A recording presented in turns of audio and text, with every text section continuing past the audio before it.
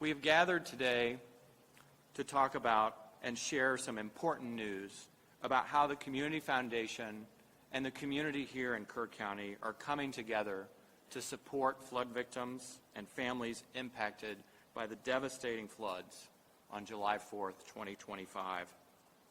Today we're talking about something that is at the heart of recovery for our Hill Country community, and that is housing. Because rebuilding a safe, stable place to call home is at the heart of recovery. I'm proud to share that the Community Foundation of the Texas Hill Country has committed $40 million to a new housing fund. This is more than bricks and lumber. It's about restoring stability, dignity, and hope for families. Whatever home looks like, whether it's a rebuilt house, a repaired RV, or a safe temporary apartment, this fund will help families get home. In addition to the $40 million housing commitment, in the first 45 days of this recovery, the Community Foundation has granted $16 million to more than 50 local nonprofit organizations working directly with flood survivors. That support has helped over 700 families with emergency assistance, supported over 200 small businesses so that they can keep people employed, and funded 17 volunteer fire departments, our local heroes who have answered the call, and 2 public school districts, including Hunt and Ingram, who are with us today. These grants have paid for things like temporary housing, groceries and food, replacing a car, funeral costs, cleanup expenses, and much-needed counseling. Every dollar has helped flood victims stabilize and take that first step forward on the road to recovery. We have also made grants to get schools to open safely and on time. We have funded a water system in Hunt, Texas, so that it's repaired and operational, and a recovery center also in Hunt to support civic needs and to have a safe place for kids to meet after school. The Community Foundation of the Texas Hill Country has organized its long-term response into 4 categories: housing, mental health and well-being, economic recovery and quality of life, and long-term recovery needs. The $40 million commitment to housing is the first strategy to be funded, and it will support temporary housing assistance, including displaced families housed through Airbnb.org, who is with us today, repairs and rebuilding through trusted nonprofits and local builders, some of whom are also here today, RV repairs and replacements for families whose RVs were their home, and case managers who will pull it all together and walk with families through this recovery side by side for the next 18 months or more. The Community Foundation's Board of Trustees has appointed a local advisory council, local leaders who know our community, are from our community, and understand housing, many of whom are here today, who will guide funding decisions of the housing commitment and ensure resources stay local and are put where they needed most. Their recommendations to the Foundation's Board of Trustees are an essential step in effective philanthropy and community-led response to disaster. This is one of the fastest and the largest philanthropic responses ever mounted by a community foundation. And it's proof what we already know about Texas and the Hill Country. When disaster strikes, it brings out the best in all of us. We are deeply grateful to all of our partners who are with us today, including the Governor of the state of Texas, Governor Abbott, state and federal officials who have been here since day one to support us in our efforts, Airbnb.org, local nonprofits, local builders, community leaders. This is not just recovery, it's rebuilding lives together. Thank you. Well, Austin, listen, congratulations on your announcement. Thank you for everything that you have done so far.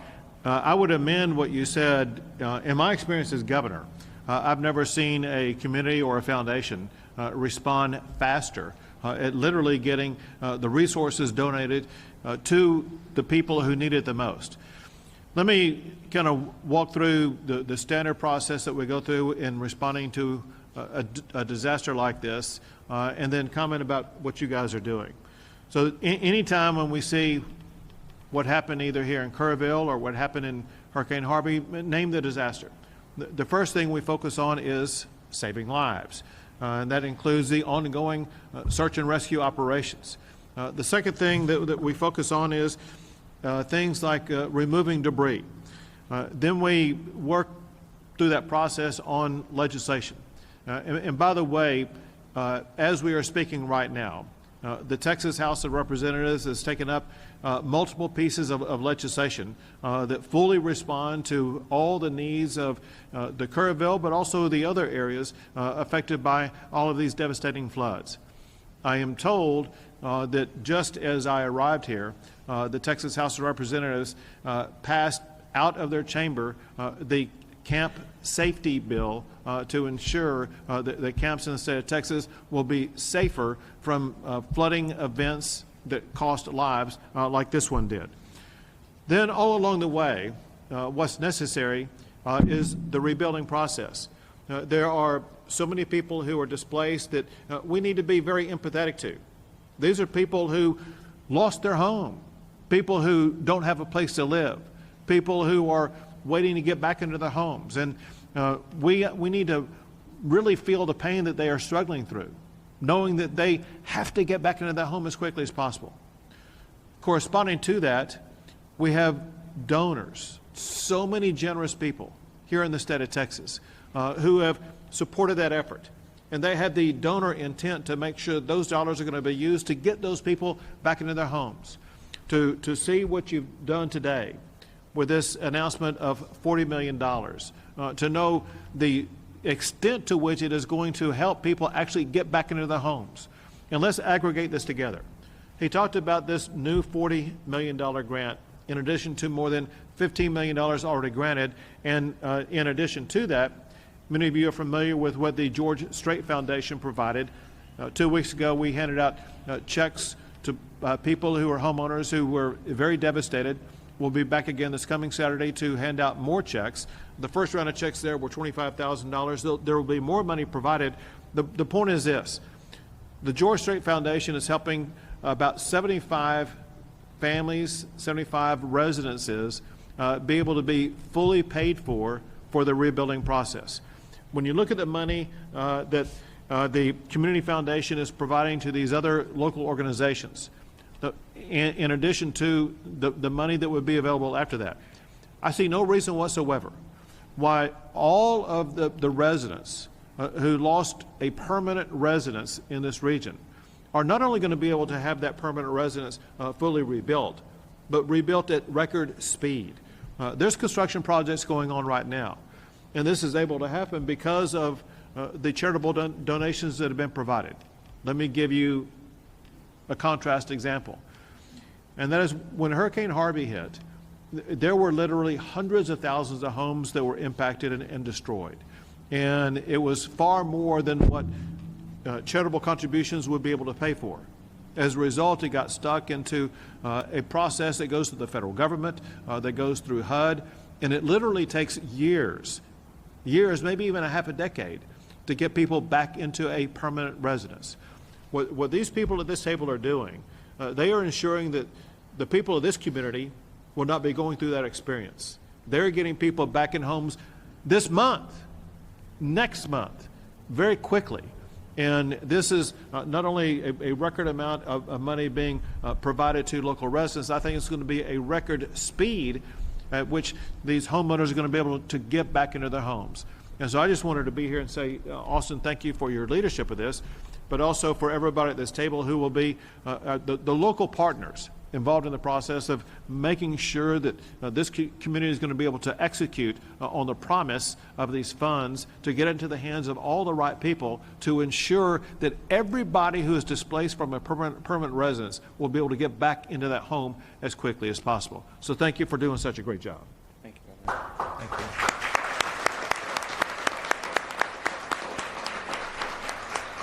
Thank you, Governor. Now I'd like to introduce Lucy Harmon, who's the superintendent of Hunt ISD, who's seen firsthand some of the impact of Community Foundation grants up to this point. Lucy.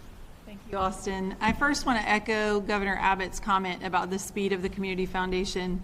Austin and the Community Foundation have been trusted partners and members of our community for a long time. So personally, as a resident of the area, after this tragic flood, when I saw their flood relief fund that was stood up so quickly, it brought me peace to be able to tell people, oh, that's where you send your money. And so I appreciate the quick thinking, the quick action of the Community Foundation in that effort. In the fast-paced 6 or 7 weeks that have followed, the Community Foundation has been there for us time and time again. Our students and families are facing incredible challenges right now, but I do want to tell you the support we've received from the Community Foundation and others has been unbelievable, and it's been very meaningful. I do really great when I'm just pressing on in my day. When I have to stop and think about how blessed we've been with the people that have supported us, it does tend to choke me up, so I will move on. The support for this housing recovery initiative will be very impactful for us as educators. Our students thrive when their housing situation is under control, when they're in their homes and their homes are stable. And so we appreciate this effort because it really supports our students and our families in a meaningful way. We're grateful for the generosity from the Community Foundation that we've all experienced so far. I can tell you personally, I serve on the Community Allocation Committee for the Hunt Preservation Society, and I see several of my fellow committee members here, and I know they would echo the same sentiment. We were so grateful to receive $300,000 from the Community Foundation. We were able early to host an event at the Hunt School that offered resources to our families and our residents that had been displaced or received flood damage, and we were able to immediately put funds in their hands. And that was not only such a joy to be a part of, but it meant so much to them. They were just so touched by the fact that they were able to walk away from that event with immediate funds to help them get started. So we were appreciative for that. In addition to that, if you've never been to Hunt, it is not an incorporated city, and so it has a community water system. The school district used to work off of a well system, which you can imagine is a disaster when trying to ensure that water safety for children. And so we transitioned to be a part of the water group, the community water system there in Hunt, quite a few years back. And so this $370,000 the Community Foundation has done in support of our water system is not just important for the community, important for the school, but it is it's what we really needed at a time that we needed. And so we appreciate that, because anything that can help us with that infrastructure is powerful. I'm excited about the $500,000 grant that the Hunt Preservation Society is receiving. Again, if you've never been to Hunt, we have 4 buildings. We have the volunteer fire department, we have the school, we have the Hunt store, and we have the post office. We now do not have the Hunt store or the post office. Both were devastated in the flood. And so this $500,000 is going to a community center that will be placed in that central part of town. It will serve as a gathering spot for us. It will serve as a temporary post office. That's a big deal for us. We're currently driving at least 45 minutes round trip to even collect mail if the traffic's good. And so these things will not only be convenient, but it's just a real morale booster for the community to have those things back. My students, several of my older students would commonly walk to the Hunt store after school and hang out waiting for parents, and they've lost that. And so we've also talked about that community center having like a student center in it where kids can hang out in that transition time, and that will be so meaningful to every single community member and every single student at Hunt School. So we're so appreciative for that grant. Then finally, we did receive a little bit of flood damage at the Hunt School. In addition to that, we immediately turned the Hunt School into a recovery and response responders support center.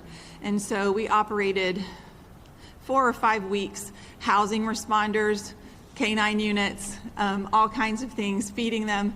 And so it took a little bit to pivot from a recovery center to a school, and the Community Foundation was there with whatever we needed, and we appreciated that support. We were able to open school yesterday. We are having day two. Day one was very successful. We are on day two, and so we appreciate that. Our classrooms do not smell like K-9 units anymore, and all of this is thankful to the Community Foundation for their support in this effort. The Community Foundation, I want you to know, is making a real tangible difference for our students, our schools, and both Ingram and Hunt schools and our families. Together, we're going to ensure that children can focus on learning and healing while their families can rebuild their lives. Thank you. Very good. Thank you, Lucy.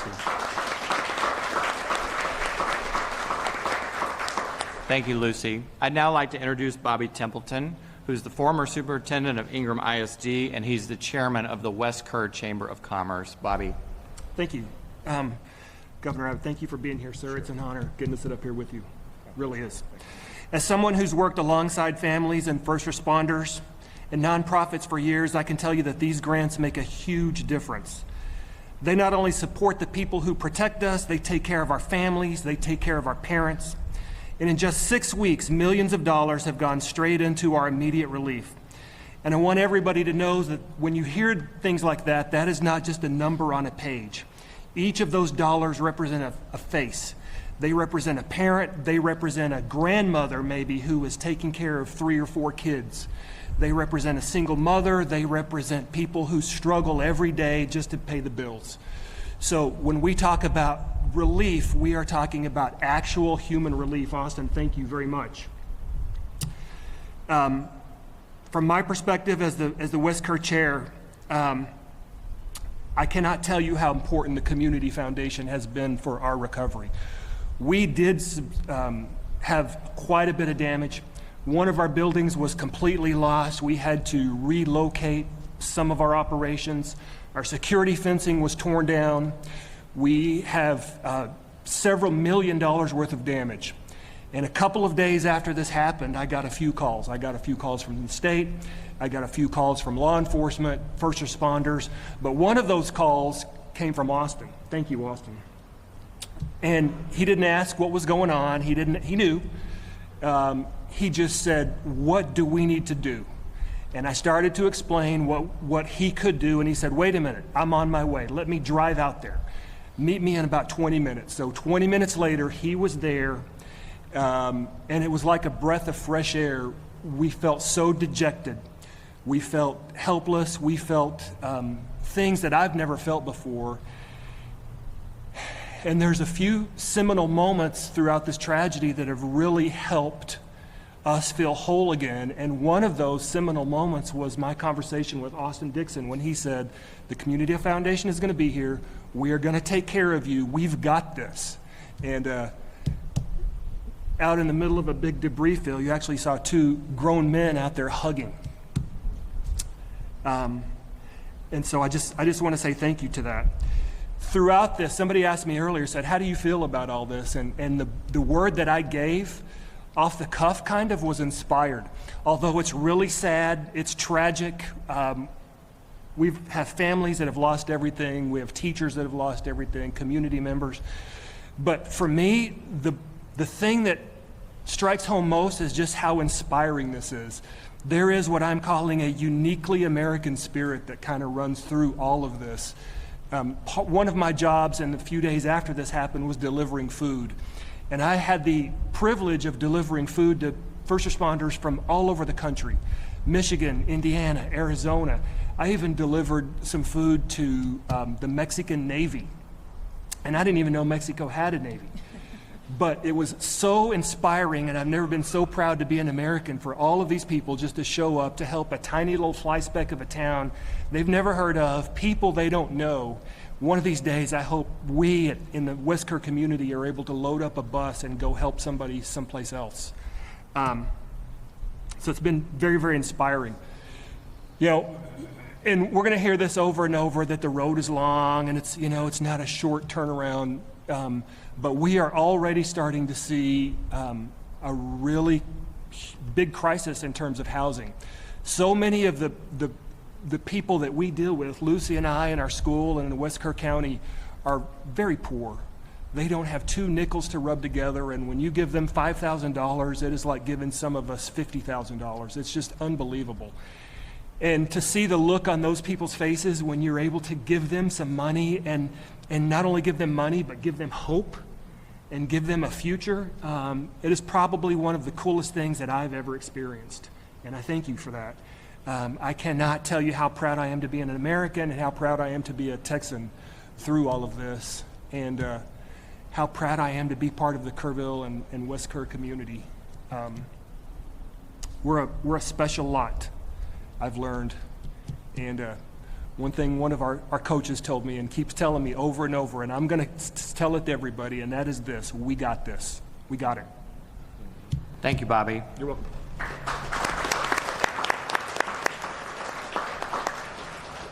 I'd now like to introduce Christoph Gorder, who is the Executive Director of Airbnb.org.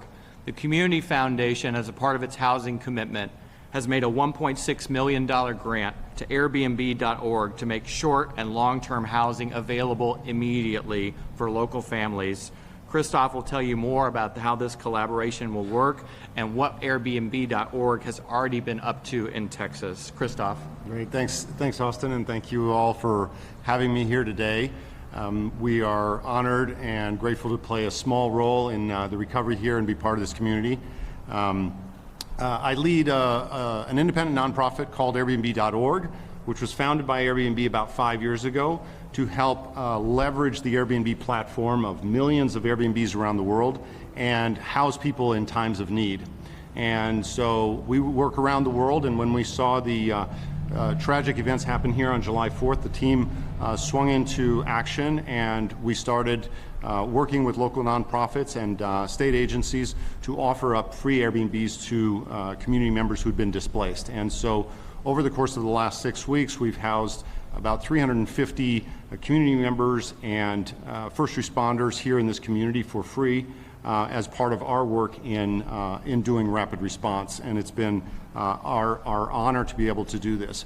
Working with the Community Foundation now, we're able to go even further and provide longer term stays for the families who really need it the most. And so we're really excited to be able to announce and launch this partnership with the Community Foundation to be able to reach and provide housing stability for a large number of families across the area. The way this works is Airbnb, as a donor to us, covers all of our operating expenses and waives all of the Airbnb fees. And so what that means is that the donation now from the Community Foundation, 100% of that will be used to pay for Airbnbs here in the community. And what that means is it'll have a double impact, not only housing families in need, but all of that money will go to pay Airbnb hosts here in the community who are suffering because of the lack of tourism and other economic impacts that you're having here. So we're going to have a double impact here, not just helping the families, but also helping the economy and small business owners who rely on their Airbnbs for their livelihoods and to pay their mortgages. And so 100 cents on the dollar are going to go straight through, and they're going to stay right here in this community in the 3 counties around here. We would never be able to do this without the trust and the professionalism and the partnership of the Community Foundation. I will tell you, I've been in disaster response for 25 years. We responded to 40 disasters around the world just this year. The amazing job that this Community Foundation is doing is really, really world class. We do not, most communities don't have the good fortune of having such a great asset in their community to be able to do this, to be able to bring partners to the table, to be creative in solutions like we're going to be with Airbnbs or with the schools, and it's just our honor to be able to play a small role in this. For families who need help, you can go to rebuildkerr.org and register there your need for housing, and there's a lot of other resources there. A caseworker will reach out to you within a week and start the process, and we will help find you a place to stabilize and help you recover from this tragic event. Thank you very much. Thank you, Christoph. Part of housing recovery is about temporary housing assistance while people need to take a breath and figure out what's next for them or while their home is being worked on. And our next speaker is a local builder and a grantee partner of the Community Foundation, Katie Culver, who is a part owner of Kerrville Design Build, and they are a part of literally building homes as we speak. They have been in the work for several weeks. We are honored to put gas in their tank and help them keep going. And we'd love to hear from Katie about what they've been up to and the difference they're making in our community. Katie. Hi, I'm Katie Culver with Kerrville Design Build. Thank you, Governor Abbott, for being here today. Thank you, Austin. The last few weeks, the last 6 weeks have been a whirlwind, and we've been down there. We've been able to really start helping people immediately. We have an incredible team. We got hooked up with a great family. And with the fund given by the Community Foundation, we're able to help them tremendously. Our goal is to bring hope to people. We have vetted subcontractors that are coming in and donating. We have licensed electricians, plumbers, people that know what they're doing helping families down here. And that's so important. It's important to pour the money into the locals that need it. And we're there, and we're so excited to see the community get hope and start to really getting rebuilt. This is truly a gift, and we are so grateful. We're not just rebuilding structures, we're rebuilding lives. And to get to be a part of this, to get to watch this firsthand is such a blessing. And again, we're just so grateful for getting to do this and getting to do this the right way.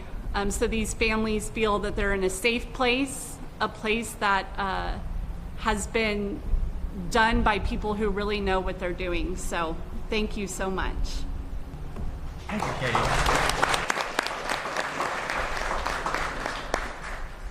Some people have wondered where the philanthropy is going, and it's coming through the Community Foundation and directly out into the community already. Hammers are swinging, homes are being built. The homeowners that Katie mentioned are with us today, and I hope some of you will get to talk to them later about their personal experience and what they've gone through. We feel for you, we're praying for you, and we're going to rebuild your home.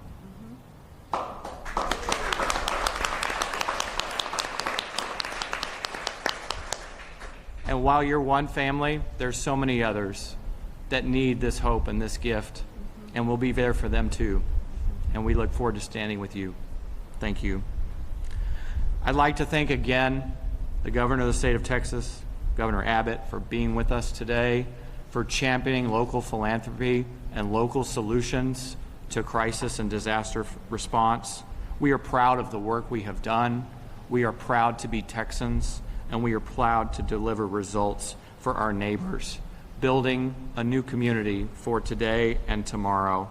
Neighbors helping neighbors, this is what it's all about. This is the power of philanthropy to deliver results for our community, and this is what Texans do for one another. I have never been more proud to be a Texan than in the past 7 weeks. Please visit rebuildker.org for more information on all of the grants that we have made, including grantee name, grant purpose, and dollar amount. If you are affected by the floods in our area, please complete the needs assessment. If you have not done so already, raise your hand. We need to hear from everybody. We cannot help you unless you raise your hand and say, I need help. The needs assessment collects critical information that will be used by our nonprofit and builder partners to connect with you and get you the hope that we promise and we will deliver. If you are a nonprofit organization locally, at the state level, or nationally, and you would like to be involved, visit rebuildker.org and fill out our resource assessment. There we are taking an inventory of every organization that wants to raise its hand and get involved in the rebuilding of Kerr County. Thank you all for being here today. God bless you, and God bless Texas.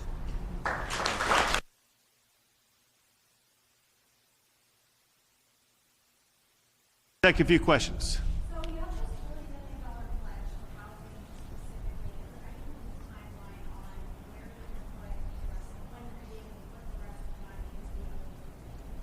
And the other pillars, the great question. So the Board of Trustees of the Community Foundation made the $40 million commitment to housing. They're next turning their attention to mental health and well-being. They have appointed an advisory council of local leaders and mental health experts from a variety of disciplines. That group will meet next week, and they will take in input and data and make a recommendation to our board on how much money should be allocated for mental health and well-being. And once that decision is made, we'll then move on to the other pillars. The Community Foundation's long-term response plan is going in this order of housing, because we need to put people and roofs over folks' heads. And then the next crisis that's coming upon us is the mental health and well-being for all those of us, including myself and everybody involved who's carrying heavy burdens right now, and they need the mental health and support that they need. And then we'll move to quality of life issues and economic recovery. We're so grateful for our partners with the state of Texas, with his SBA. The governor is hosting an event next Thursday focused exclusively on business, and we're grateful for that. There's a lot of resources that will be coming to the aid as well, and we hope to tap into that in the future. Thank you.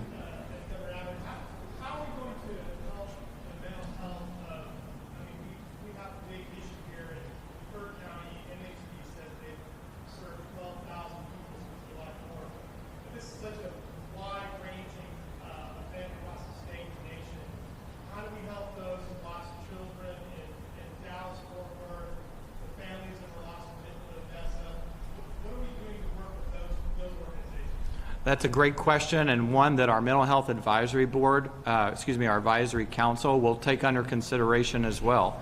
They're a team of psychologists, neuropsychologists, licensed clinical social workers, school counselors, and licensed professional therapists, and they will take in good information and determine how we can help in the best way forward.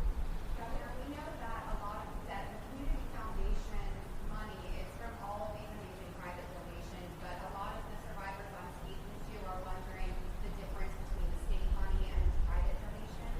So where is the state money that I think you mentioned a little bit about during the press conference trickling down when it comes to housing and things like mental health and small business?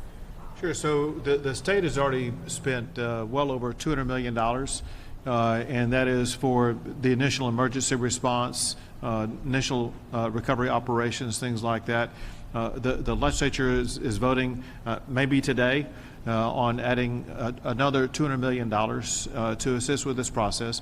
There are a lot of different things where they provide assistance for.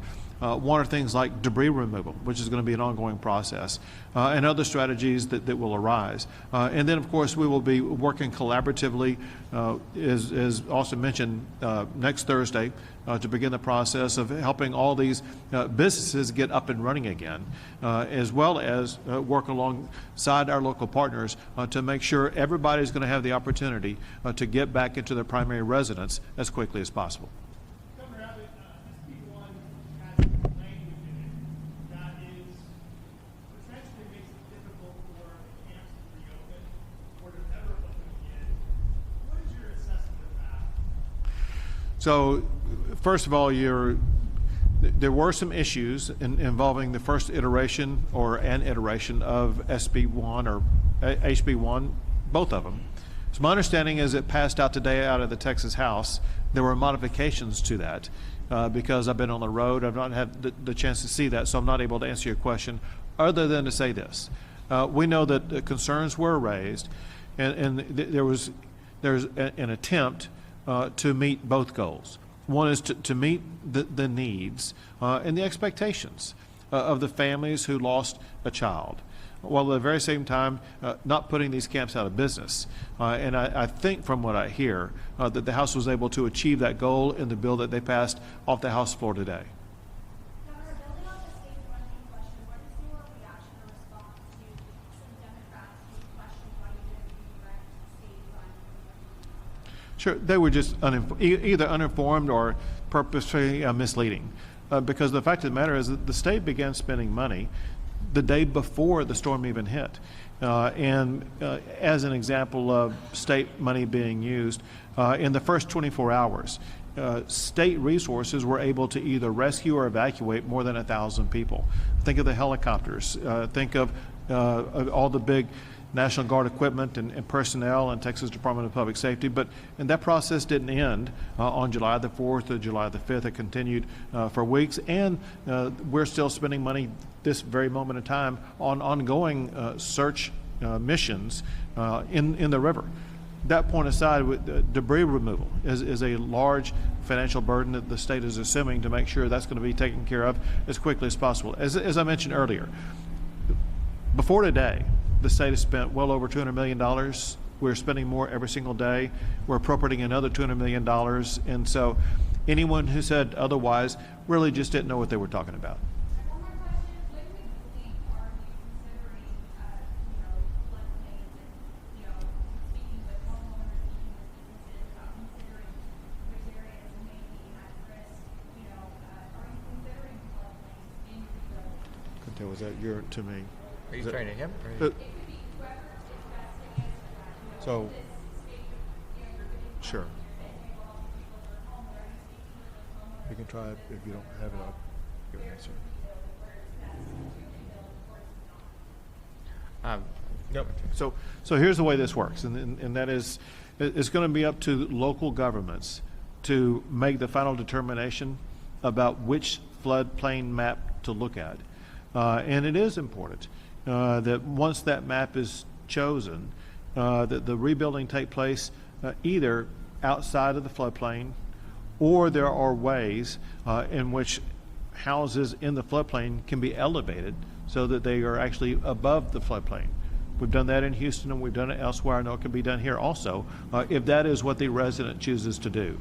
So there are several options, but the initial action that has to be taken is for the federal government to issue what they consider to be the different floodplain maps, and then the local government deciding which map to use for, in this case, in Kerr County, and then determine which homes will and which will not be in that floodplain. Maybe to answer your question a different way, I don't think resources are going to be used to rebuild houses that are in the floodplain, but we don't know exactly right now where that floodplain contour will be.